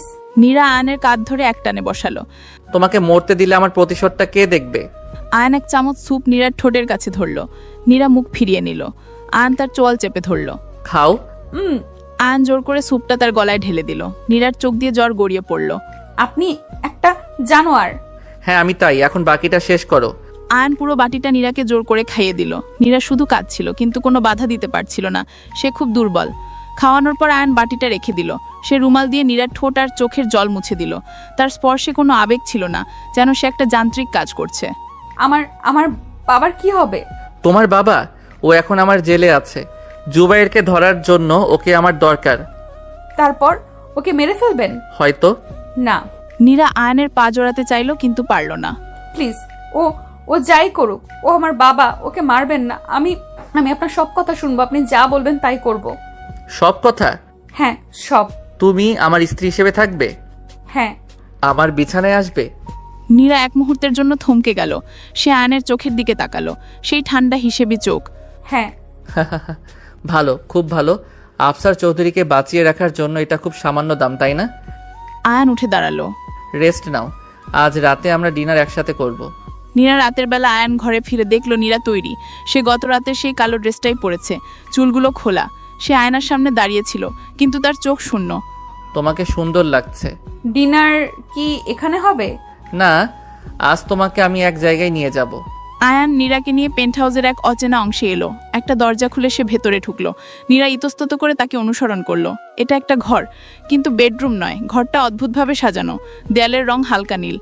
এক পাশে একটা পুরনো দিনের দোলনা, আরেক পাশে একটা বুকশেলফ, তাতে শুধু বাচ্চার বই। এটা এটা কোথায়? এই পেন্ট হাউসটা কেনার পর এই ঘরটা আমি বানিয়েছিলাম। কার জন্য? একটা দোলনার দিকে তাকিয়ে। আমার নীলুর জন্য। নীরা থমকে দাঁড়ালো। আমি ভেবেছিলাম একদিন যখন আমি তোমাকে খুঁজে পাবো, আমি তোমাকে এখানে আনবো। তোমার হয়তো সব মনে পড়ে যাবে। আমার আমার কিছু মনে পড়ছে না। একটা ছবির দিকে গিয়ে। এটা দেখো। নীরা কাছে এলো। দেয়ালে একটা হাতে একা ছবি, দুটো বাচ্চা, একটা ছেলে আর একটা মেয়ে। তারা একটা নদীর ধারে হাত ধরে দাঁড়িয়ে আছে। আগুন। কি? আমার আমার সব পুড়ে যাচ্ছে। নীরার চোখ ঝাপসা হয়ে আসলো। সে দেখলো ওই ছবিটার ছেলেটার মেয়েটা, তাদের পিছনে আগুন জ্বলছে। নীরা মাথা ঘুরে পড়ে যাচ্ছিল। আয়ান দ্রুত তাকে ধরে ফেললো। নীরা, নীরা, আমি তোমাকে জোর করতে চাইনি। সে বুঝতে পারছিল সে যা করতে চাইছে তা ভুল। সে মেয়েটাকে সারিয়ে তোলার বদলে আরো ভেঙে ফেলছে। সে নীরাকে সেই নীল ঘরটার বিছানায় শুয়ে দিল। ঠিক তখনই শান দরজায় নক করলো। আস্তে, ও ঠিক নেই। বস, খবর খুব খারাপ। কি? জুবায়ের সে জেনে গেছে আফসার আমাদের কাছে। তো সে শুধু এটা জানে না, সে ম্যামের ব্যাপারেও জেনে গেছে। সে জেনে গেছে আফসার চৌধুরীর মেয়ে দ্য শ্যাডোর স্ত্রী। আয়ানের চোখ দুটো জ্বলে উঠল। জুবায়ের বার্তা পাঠিয়েছে বস। সে আফসারকে চায় না, তাহলে? সে ম্যামকে চায়। আফসারের বদলে মীরা ম্যামকে। আয়ান তার মুঠি এত জোরে বন্ধ করলো যে তার আঙুলের গাঁটগুলো সাদা হয়ে গেল। জুবায়ের, দ্য ভাইপার, তার সবচেয়ে দুর্বল জায়গায় আঘাত করেছে। সে আয়ানের রানীকেই চেয়ে বসেছে। শান, ও কি চেয়েছে সেটা আর একবার বল। বস, জুবাইরের বার্তা পরিষ্কার। সে আফসার চৌধুরীকে ফেরত দেবে যদি যদি আপনি নীরা ম্যামকে তার হাতে তুলে দেন। ও চায়? আয়ান এখনো সেই নীল ঘরের বিছানার পাশে দাঁড়িয়েছিল, যেখানে নীরা এখনো অচৈতন্য অবস্থায় ঘুমিয়ে আছে। জুবাইরের নামটা শুনে আয়ানের জল শক্ত হয়ে গেল। সে হাত মুঠি করল। তার চোখ জোড়া জানালার বাইরের অন্ধকারের চেয়েও গভীর। বস, ও হুমকি দিয়েছে আপনি রাজি না হলে ও আফসারের সব কুকুরটি ফাঁস করে দেবে। আপনার পরিবারের হত্যাকাণ্ডের সাথে আফসারের জড়িত থাকার প্রমাণ। ও আমাকে ব্ল্যাকমেইল করার সাহস করছে আমার স্ত্রীকে চেয়ে। ও জানে ম্যাম আপনার দুর্বলতা। দুর্বলতা? আয়ান তার পাশের দেয়ালে এত জোরে ঘুষি মারল যে তার হাত কেটে রক্ত বের হলো, কিন্তু সেদিকে তার কোনো ভ্রুক্ষেপ নেই। সে শুধু অচৈতন্য নীরার দিকে তাকিয়ে আছে। আপনার আদেশ কি বস? আমরা কি যুদ্ধের জন্য প্রস্তুত হব? যুদ্ধ? না, যুদ্ধ নয়। ও একটা খেলা খেলতে চেয়েছে, আমিও খেলবো। বস, জুবাইরকে বার্তা পাঠা, আমি রাজি। কি? বস, আপনি আপনি ম্যামকে? আমি যা বলেছি তাই কর। আমি আমার বাবাকে দেওয়া কথা ফেলবো না। আফসার আর জুবাইর দুজনকেই আমার চাই। কিন্তু ম্যাম। আফসারের বদলে নীরাকে ট্রেডটা হবে আজ রাতেই। শানার কোনো কথা বাড়ালো না। সে জানে দ্য শ্যাডো যখন কোনো সিদ্ধান্ত নেয় তখন পৃথিবী উলটপালট হয়ে গেলেও তাতে নড়চড় হয় না। শান ঘর থেকে বেরিয়ে গেল। আয়ানে গিয়ে সে নীরার পাশে বসলো। সে কাটা হাতটা দিয়ে নীরার গাল স্পর্শ করলো। রক্তে নীরার ফ্যাকাশে গালটা লাল হয়ে গেল। আমাকে ঘৃণা করবে তাই না? আমি জানি তুমি আমাকে ঘৃণা করবে, কিন্তু আমার কাছে আর কোনো পথ নেই। নীলু, এই খেলা শেষ করার জন্য তোমাকে আমার দরকার। কিছুক্ষণ পর পানি। ইনজেকশনের ঘোরটা কেটে নীরার গলা শুকিয়ে কাট। সে চোখ খুলে দেখলো সে সেই অদ্ভুত নীল ঘরটায় শুয়ে আছে, আর আয়ন একটা গ্লাস হাতে তার দিকে তাকিয়ে আছে। এটা খাও। নীরা উঠে বসতে চেষ্টা করলো। তার শরীর খুব দুর্বল। আয়ান তাকে ধরে বসালো এবং গ্লাসটা তার ঠোঁটে ধরলো। নীরা কোনো কথা না বলে পানিটা খেলো। আমার বাবা। তোমার বাবা ঠিক আছে আপাতত?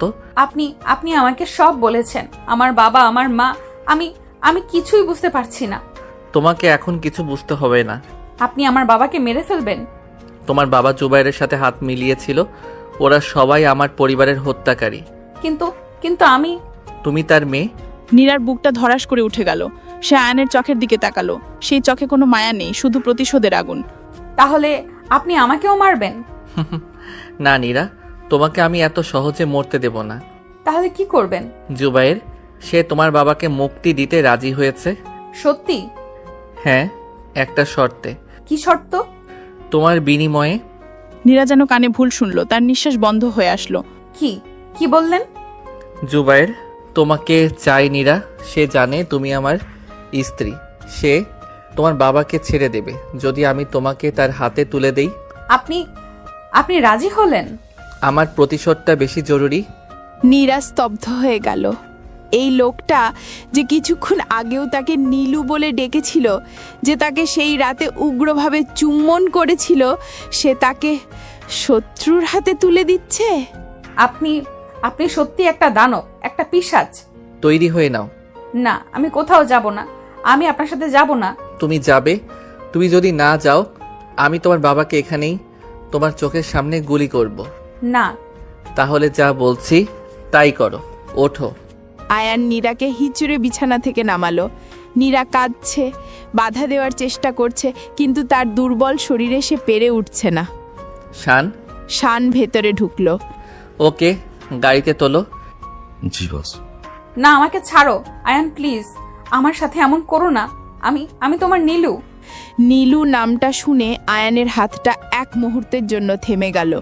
তার চোখ দুটো যন্ত্রণায় কুঁচকে উঠল, কিন্তু সে নিজেকে সামলে নিল। নীলু মরে গেছে। সেই 19 বছর আগেই মরে গেছে। এখন শুধু নীরা চৌধুরী আছে, আফসার চৌধুরীর মেয়ে, আমার টোপ। এই কথাগুলো নীরার হৃদয়ে ছুরির মতো বিঁধল। সে আর বাধা দিল না। সে যেন একটা জীবন্ত একটা লাশ। শান তাকে ধরে গাড়ির দিকে নিয়ে গেল। গভীর রাত, শহরের বাইরের এক পরিত্যক্ত ওয়্যারহাউস। চারিদিক ঘুটঘুটে অন্ধকার, শুধু ওয়্যারহাউসের মাঝখানে একটা বাতি জ্বলছে। আয়ান নীরাকে একটা পিলারের সাথে বেঁধে রেখেছে। নীরা নীরবে কাঁদছিল। কান্না বন্ধ করো।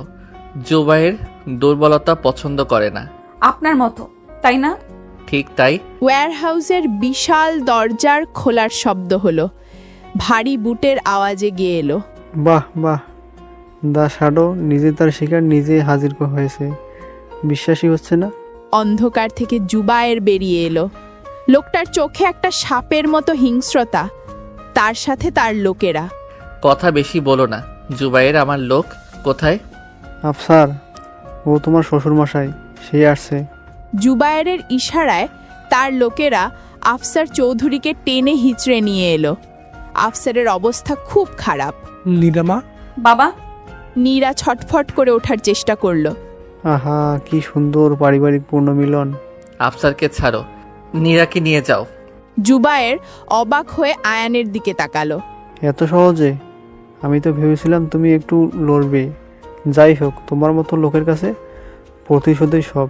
না আয়ান, তুমি এটা করতে পারো না। নীরাকে ছেড়ে দাও। চুপ করুন। আপনার জন্যই আজ আমার এই অবস্থা। ঠিক, যাও তোমার শ্বশুরকে নিয়ে যাও, আর তোমার স্ত্রীকে আমার কাছে রেখে যাও। জুবায়েরের লোকরা আফসারের বাঁধন খুলে দিল। আফসার টলটলে করে আয়নের দিকে এগোলো। জুবায়ের এগিয়ে এসে নীরার সামনে দাঁড়ালো। সে নীরার চিবুক ধরে মুখটা উঁচু করলো। সত্যিই সুন্দর, আয়ানের রুচি আছে বলতে হবে। আয়ান অন্যদিকে তাকিয়েছিল, যেন সেই দৃশ্যটা দেখতে চায় না। আমাকে ছেড়ে দিন। ছাড়ার জন্য তো আনিনি সোনা। জুবায়ের নীরার বাঁধন খুলতে শুরু করলো। নীরা ভয়ে কাঁপছে। নীরা। ঠিক সেই মুহূর্তে যখন জুবায়ের নীরার হাতটা ধরেছে, আয়ান আফসারের দিকে ফিরল। আপনি একটা ভুল করেছেন আফসার। মানে? আপনার জুবাইরের সাথে হাত মেলানো উচিত হয়নি, কিন্তু তার চেয়েও বড় ভুল। আয়ান তার পকেট থেকে একটা সাইলেন্সার লাগানো পিস্তল বের করে আফসারের পেটে তাক করলো। আপনার আমার নীলুর মাকে মরতে দেওয়া উচিত হয়নি। আয়ান? জুবায়েরও অবাক হয়ে গেল। কি কি হচ্ছে এসব? একটা চাপা শব্দ হলো। আফসার নিজের পেটের দিকে তাকালো। রক্ত বের হচ্ছে। সে নীরার দিকে তাকিয়ে মাটিতে লুটিয়ে পড়ল। বাবা। নীরা চিৎকার করার আগেই আয়ান জুবায়েরের দিকে গুলি করলো। এখন ওয়্যারহাউসের চার পাশ থেকে তীব্র আলো জ্বলে উঠল। শান আর আয়ানের লোকেরা, যারা এতক্ষণ অন্ধকারে লুকিয়েছিল, সবাই বেরিয়ে এসে জুবায়েরের লোকেদের ওপর ঝাঁপিয়ে পড়ল। শুরু হয়ে গেল তীব্র গোলাগুলি। বেঈমান, তুই আমার সাথে বেঈমানি করলি? জুবায়ের একটা গুলি খেয়েও সামলে নিল। সে দেখল নীরা পিলারের আড়ালে ভয়ে কাঁপছে। সে নীরাকে ধরার জন্য দৌড় দিল। নীরা সরে যাও। কিন্তু জুবায়ের আয়ানের আগেই নীরার কাছে পৌঁছে গেল। সে নীরাকে ঢাল হিসেবে ব্যবহার করে তার মাথায় পিস্তল ঠেকালো। খেলা এখনো শেষ হয়নি শ্যাডো, তোমার বাবাকে যেমন শেষ করেছিলাম আজ তোমার স্ত্রীকেও করব। জুবাইর ওকে ছেড়ে দে। কেন, তোমার কষ্ট হচ্ছে? ভালো, আমারও কষ্ট হয়েছিল যখন তোমার বাবা আমার সব কেড়ে নিয়েছিল। আমার বাবা তোমার কিছু কারেনি, তুমি লোভী ছিলে। কথা বাড়িও না, মরার জন্য তৈরি হও। জুবায়ের নীরাকে টেনে দরজার দিকে নিয়ে যেতে লাগলো। আয়ান গুলি করতে পারছিল না। আয়ান, নীরা দেখছিল আয়ান অসহায়ভাবে দাঁড়িয়ে আছে, তার বাবা মেঝেতে পড়ে আছে, তার জীবন শেষ। ঠিক সেই মুহূর্তে যখন জুবায়ের নীরাকে প্রায় দরজার বাইরে নিয়ে যাবে, নীরা তার সমস্ত শক্তি দিয়ে জুবায়ের পিস্তল ধরা হাতটায় কামড় বসালো। আহ কুত্তি! 1 সেকেন্ডের জন্য জুবায়ের হাতটা আলগা হলো। থা থা দুটো গুলির শব্দ হলো, একটা আয়ানের পিস্তল থেকে যেটা জুবায়ের বুক ভেদ করে গেল, আর একটা জুবায়ের পিস্তল থেকে যেটা লক্ষ্যভ্রষ্ট হয়েও আয়ান দেখল নীরা ধীরে ধীরে মাটিতে বসে পড়ছে, তার নীল গাউনটা লাল হয়ে যাচ্ছে। নীরা! আয়ান ছুটে গেল। জুবায়ের মৃতদেহ একপাশে সরিয়ে সে নীরাকে কোলে তুলে নিল। গুলিটা নীরার কাঁধের ঠিক নিচে লেগেছে। আপনি বাবাকে। চুপ, কিচ্ছু হবে না, আমি তোমাকে কিছু হতে দেব না। আমার নীলুর ঘরটায়। নীরার চোখ দুটো বন্ধ হয়ে এলো। নীরা, নীরা, চোখ খোলো নীরা। আয়ান তার জীবনের সবচেয়ে বড় বাজিটা খেলেছিল। সে তার প্রতিশোধ জিতেছিল, কিন্তু মনে হচ্ছে সে তার জীবনটাই হেরে বসেছে। নীরা, চোখ খোলো নীরা। শেষ পরিচ্ছেদ। হাসপাতালের ইমার্জেন্সি করিডর কাঁপছিল আয়ানের গর্জনে। তার কয়েক লক্ষ টাকার স্যুটটা নীরার রক্তে ভিজে একাকার। সে 1 সেকেন্ডের জন্য নীরাকে কোল থেকে নামায়নি। বস, এইদিকে। ডক্টর রেহান আর তার টিম স্ট্রেচার নিয়ে ছুটে এলো। আয়ান যান্ত্রিকভাবে নীরাকে স্ট্রেচারের ওপর শুইয়ে দিল। নীরার ফ্যাকাশে মুখটা দেখে আয়ানের হৃৎপিণ্ডটা যেন কেউ হাত দিয়ে পিষে দিচ্ছিল। কি হয়েছে? গুলি কাঁধের নিচে, আর ও পালস খুব উইক, ইমিডিয়েটলি ওটিতে নিয়ে যেতে হবে। আয়ান, তুমি বাইরে থাকো। নার্সরা নীরাকে ঠেলে ওটির লাল দরজার ভেতরে নিয়ে গেল। দরজাটা বন্ধ হয়ে গেল। আয়ানের মনে হলো তার পৃথিবীটা ওই দরজার ওপাশে বন্ধ হয়ে গেছে। নীরা! সব পরিষ্কার বস। জুবায়ের আর আফসারের লাশ সরিয়ে ফেলা হয়েছে, পুলিশ কোনো প্রমাণ পাবে না। বস, আপনার হাতে। শান ইশারা করলো। আয়ান দেখল তার হাতে, শার্টে, সবখানে শুধু নীরার রক্ত। ও আমাকে বলেছিল আমি যেন ওর বাবাকে। বস, আফসার চৌধুরীর একটা বেঈমান ছিল। ও আপনার পরিবারের সাথে যা করেছে। ও নীরাকে চেয়েছিল, জুবায়ের নীরাকে চেয়েছিল, আর আমি ওকে টোপ বানিয়েছিলাম। বস, নিজেকে সামলান। যদি ওর কিছু হয়, শান, যদি ওর কিছু হয়ে যায়। আয়ান আর কথা বলতে পারল না। সে করিডোরের ঠান্ডা মেঝেতে বসে পড়ল। সেই 10 শ্যাডো যার নামে আন্ডারওয়ার্ল্ড কাঁপে, সে আজ একটা বাচ্চার মতো ওটির লাল বাতিটার দিকে তাকিয়ে আছে। তার প্রতিশোধ শেষ, কিন্তু তার জীবনটাও কি শেষ? কয়েক ঘন্টা পর সময় যেন থমকে গেছে। শান কফি এনেছিল, আয়ান স্পর্শও করেনি। সে একভাবেই বসে আছে। তার মন বারবার সেই ওয়্যারহাউসের দৃশ্যটা মনে করছিল।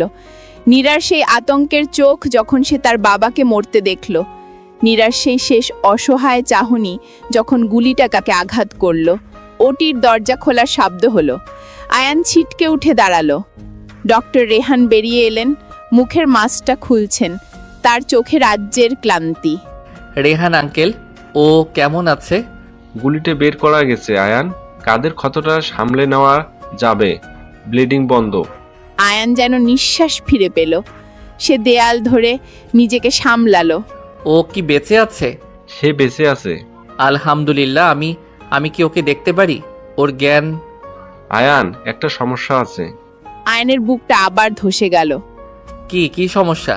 গুলিটা বড় ক্ষতি করেনি, কিন্তু অতিরিক্ত রক্তক্ষরণ আর তার উপর এই প্রচণ্ড মানসিক আঘাত।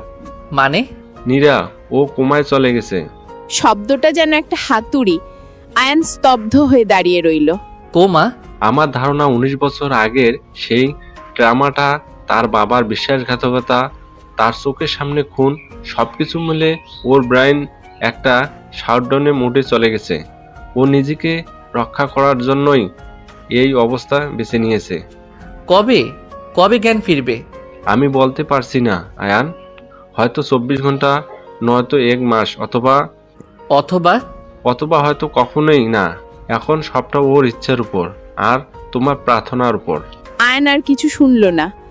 সে কাঁচের দরজা দিয়ে আইসিইউ এর ভিতরে তাকালো। নীরা শুয়ে আছে, সাদা চাদরে ঢাকা, মেশিনের শব্দ। সে বেঁচে আছে কিন্তু সে নেই। আয়ান তার প্রতিশোধ জিতেছে, কিন্তু সে তার নীলুকে চিরতরে হারিয়ে ফেলেছে। 6 মাস পর নীলুর ঘর, পেন্ট হাউসের সেই নীল ঘরটা এখন একটা অত্যাধুনিক হসপিটাল কেবিনে পরিণত হয়েছে। দেয়ালের রং এখনো নীল, সেই দোলনাটা এখনো আছে, কিন্তু ঘরের মাঝখানে একটা হসপিটাল বেড। নীরা শুয়ে আছে, একই রকম ফ্যাকাশে, একই রকম শান্ত। গত 6 মাসে অনেক কিছু বদলে গেছে। দ্য শ্যাডোর সাম্রাজ্য এখন বৈধ। আয়ান খান আন্ডারওয়ার্ল্ডের সব হিসেব চুকিয়ে দিয়েছে। সে এখন শুধুমাত্র একজন ব্যবসায়ী, কিন্তু সে একটা জীবন্ত লাশ। আয়ান সারাদিনের কাজ শেষে এই ঘরটায় ফেরে। এটাই তার আসল পৃথিবী। সে নীরার পাশে এসে বসলো। নার্স নীরার রুটিন চেকআপ শেষ করে বেরিয়ে গেল। আজকেও খুব ব্যস্ত দিন গেল নীরা। আয়ান প্রতিদিন তার সাথে কথা বলে। সে জানে নীরা শুনতে পায় না, অথবা হয়তো পায়। ডক্টর রেহান বলেন তোমার নাকি সব মনে পড়ে গিয়েছিল, তাই না? আমার ভয় লাগে নীলু। লোকটা ফিস ফিস করে বলল, তার চোখে জল। যদি যদি জ্ঞান ফেরার পর তুমি আমাকে ঘৃণা করো? আয়ান নীরার হাত চুমু খেলো। তোমার বাবা, আমি ওকে মারতে চাইনি, না মিথ্যে, আমি ওকে মারতেই চেয়েছিলাম। সে তোমার মায়ের সাথে বেইমানি করেছিল, আমার বাবার সাথে। আয়ান নীরার হাতটা নিজের গালে চেপে ধরল। কিন্তু আমি জানতাম না যে ওকে মারলে তুমি আমার থেকে এত দূরে চলে যাবে। আমার প্রতিশোধটা আমার ভালোবাসার চেয়ে বড় হয়ে গেল নীরা। আয়ান নীরার হাতের ওপর তার মাথা রাখলো। ফিরে এসো প্লিজ, ফিরে এসো। উঠে আমাকে দুটো চড় মারো, আমার উপর চিৎকার করো, আমাকে খুনি বলো, তবু এভাবে চুপ করে থেকো না। তোমাকে ছাড়া আমার নিঃশ্বাস বন্ধ হয়ে আসে। আয়ান এভাবেই কথা বলতে বলতে কখন যে ঘুমিয়ে পড়েছে সে জানে না। তার মাথা নীরার বিছানায়, হাত নীরার হাতের মধ্যে। মাঝরাতে যখন ঘরটা শুধু মেশিনের বিপ বিপ শব্দে ভরে আছে, আয়ান হঠাৎ একটা অদ্ভুত অনুভূতিতে জেগে উঠল। সে অনুভব করল কেউ তার চুলে বিলি কাটছে। সে চমকে মাথা তুলল। নীরা চোখ খুলেছে, তার দৃষ্টি স্থির। সে আয়ানের দিকে তাকিয়ে আছে, তার দুর্বল হাতটা আয়ানের চুলে। নীরা। আয়ানের গলা দিয়ে স্বর ফুটল না। সে ভাবল সে স্বপ্ন দেখছে। আপনি কাঁদছিলেন?